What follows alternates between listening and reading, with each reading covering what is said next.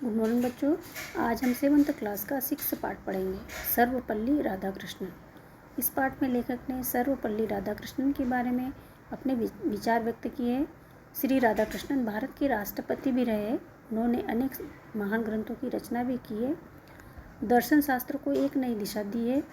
उनके जीवन का मूल मंत्र था सादगी और त्याग, क्योंकि जीवन के लिए पवित्रता बनाए रखना, सादगी और त्याग अति आवश्यक है।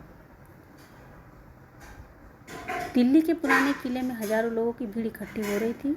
एशिया देशों के अनेक गणमान्य प्रतिनिधि और उपस्थित थे। भारत का तो शायद ही कोई ऐसा भाग छूटा हो जहाँ के लोग न आए हों।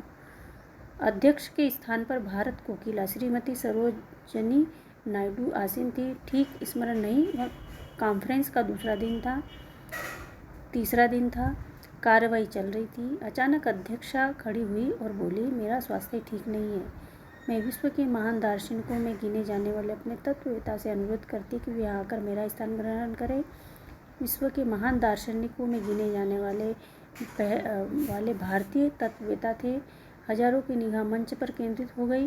थोड़ी देर में देखते ही एक दुबला पतला व्यक्ति धीरे धीरे मंच की सीढ़ी पर चढ़ रहा है। वो पतलून और बंद गले का कोट पहने था। सिर पर मद्रासी पंडितों की सी पगड़ी थी। हाथ पैर बहुत ही पतले, पर चेहरा अपेक्षाकृत भारी। उनके मंच पर पहुंचते ही श्रीमती नायडू खड़ी हो गई और उनके लिए कुर्सी खाली कर दी। वह व्यक्ति तुरंत ही नहीं बैठ गया। वह माइक के सामने आया और बोला, मित्रों, मैं आप सबका आभारी हूँ, पर यह कह देना चाहता हूँ कि श्रीमती नायडू जैसी महिला मेरे स्थान की पूर्ति के योग्य नहीं है। मैं नहीं हूँ।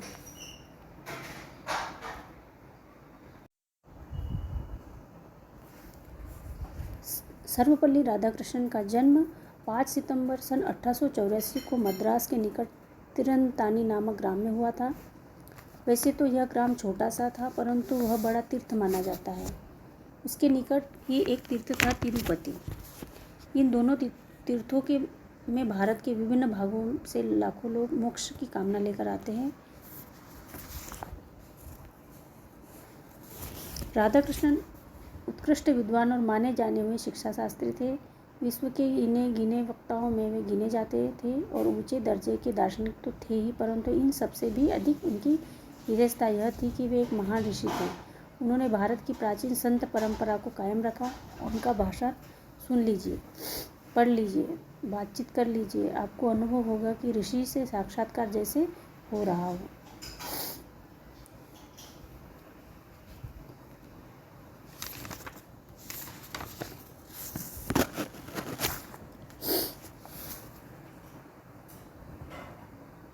डॉक्टर राधाकृष्णन राष्ट्रपति की पद से विरक्त होने के बाद वे मद्रास चले गए। अपने जीवन के अंत तक वहीं रहे। उसी बीच में एक बार मद्रास उनसे मिलने भी गए।